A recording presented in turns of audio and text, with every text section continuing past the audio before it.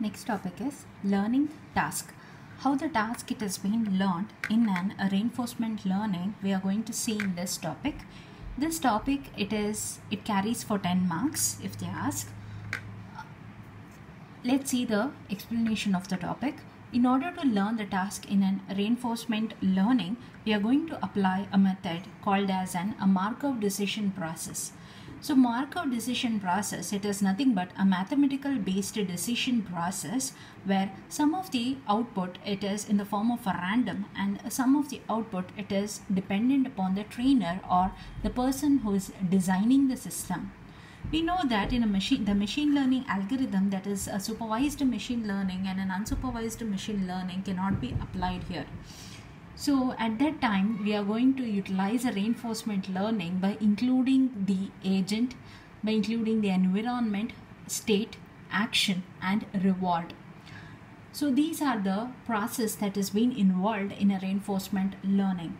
So in order to learn the task in a reinforcement learning, we are mainly utilizing a Markov decision process. The Markov decision process, it is nothing but a mathematical based framework that provides a decision based on some of the things. That is, here the output will be in the form of a randomness and some of the output will be in the form of a randomness and some part of the output it is mainly dependent upon the trainer. So what is the main job of the agent here? The agent here can perceive a set of distinct states of its environment and has an action A set that it can perform. The agent here, it is going to consider the distinct state or an individual states of the environment and it is thus going to perform the set of actions based upon the changes that is going to takes place in an environment. So that is being told here. What is the job of the agent? The job of the agent is to perform the action. Now how it is going to perform the action? Based on what? Based upon the distinct states of the environment or based upon the changes that is going to take place in the environment. So based upon that, the agent is going to perform the job. At each discrete time step, that is t, the agent senses the current state, that is st, choose a current action at and performs it. The environment does respond by giving the agent a reward, that is rt. Now what is this rt? Now rt it is equal to what? Rt it is equals to r of st comma at. Now what is this st? St it is nothing but a current state and at it is nothing but an current action that is being performed by an agent. And what is rt? Rt is the reward. So reward it is equals to r of st comma at. So this is for the current state. So for current state or for immediate state, there is an current state st, action at and the current state reward, that is an at. Next, for the succeeding state or the next state, you can say that it is given by st plus 1. It is equals to delta of st comma at. Here the function, that is delta and r, are the part of the environment and are not necessarily known to the agent. It is not necessary that it should know to the agent what is the next state. So it is performing the action, but the reward it is not necessarily known. In an MDP, that is nothing but a Markov decision process, the function, that is delta st comma at and r of st comma at, it depends on the current state and action and not on the earlier or the previous state or the actions. Understand? So here the delta function, what is the delta? Delta it comes whenever you have a succeeding state or the next state. So delta it is nothing but what? It is plus 1 indicates that it is a next state. Just t it indicates that it is a present state or the current state. So you can say that succeeding state it is a future state. So this future state it is not necessarily known to an agent. And this future state, that is the function, this del of st comma at and r of st comma at, it depends only on the current state and an action. It doesn't depend on the future state because our agent won't be having the knowledge of this. It will be just performing the action as per the present changes in the environment. It doesn't think about the future changes in the environment. This as a whole, we say that the task of the agent is to learn the policy, that is a control policy, that is pi of S mapped to A, where pi it is nothing but a target function and S is nothing but an state and A is nothing but an agent, for selecting its next action based upon the current observed state. That is, so what is a action that is being performed is AT. The action that is being performed is AT. AT it is equals to pi of, what is this pi? Pi it is nothing but a target function. Pi target function of, understand what is pi? Pi is nothing but a target function of state. So what state? Present state, not the succeeding state or the future state. And thus the value of the reward, it is given by V pi of ST. It is equals to RT. RT is what? RT is the current reward plus gamma RT plus 1 plus gamma square, and this process continues, or the iteration continues until you reach the final goal. So what is it final goal called as? I'll explain it in the later stages. As of now, understand this is the first reward of the present state. Next, it is a next reward or the succeeding reward or the future reward. It is gamma square plus gamma square of RT plus 2. Again, one more step, future state.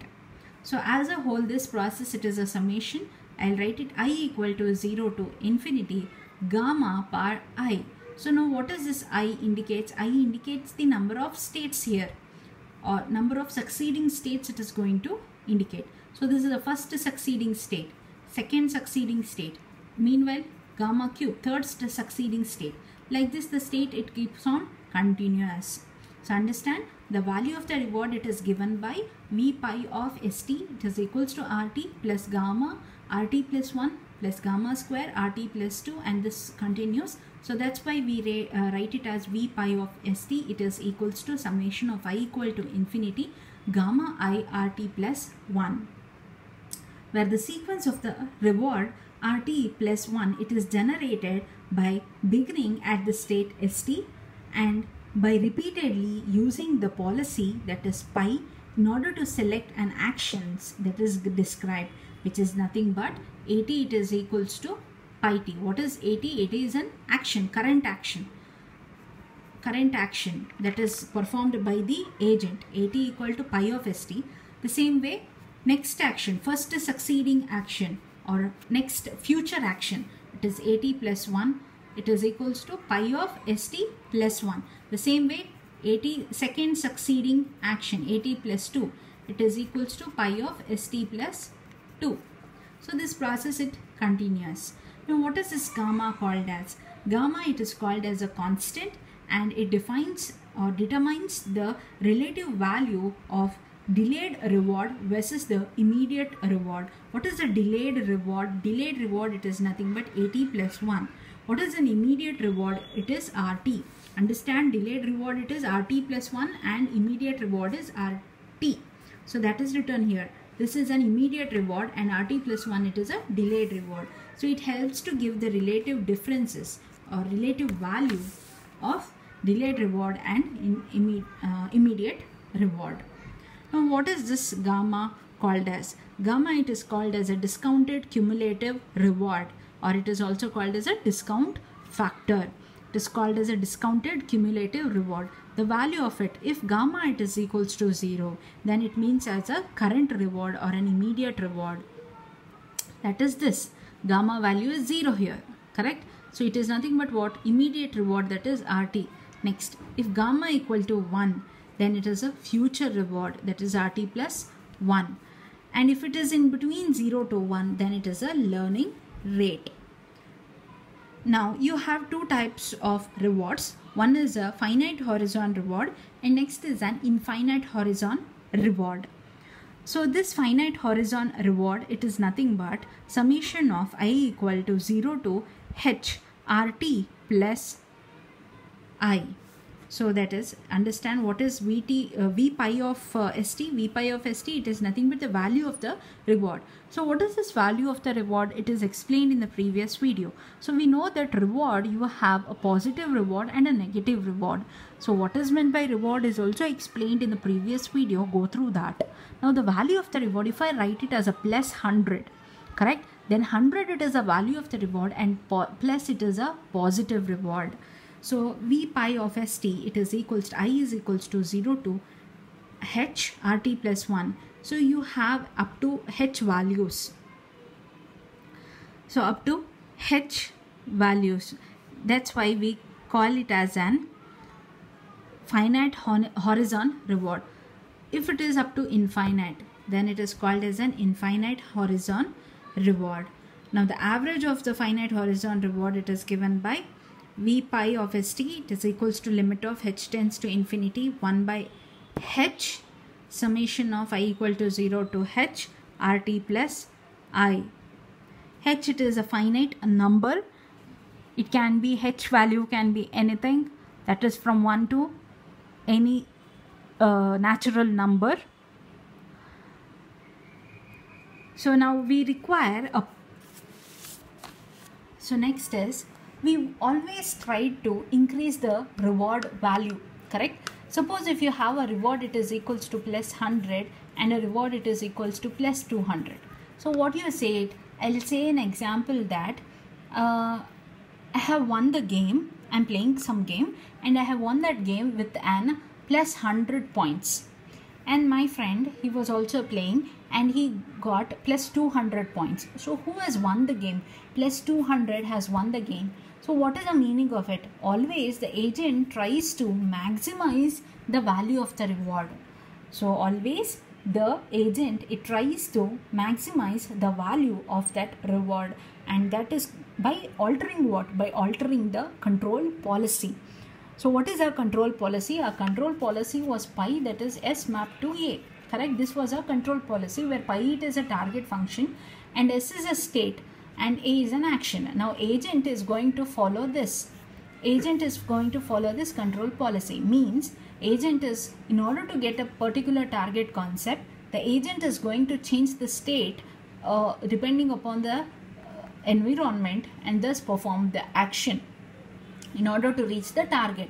So this is the control policy. Now in order to get the best value, or in order to maximize the value of this reward, now you're going to alter the policy. So that is called as an optimal policy, and it is given by this notation, that is star. So if just you had a pi, then it is a control policy. When you have a pi of a star, then it is known as an optimal policy. So this pi star, it is equals to argument maximum, means you are going to find the maximum value of this, v pi of s. What is v pi of s? It is nothing but value of the reward. So in a value of the reward, you always tries to find the maximum value of the reward in order to get the best result. That is called as optimal policy. For all, it belongs to a state.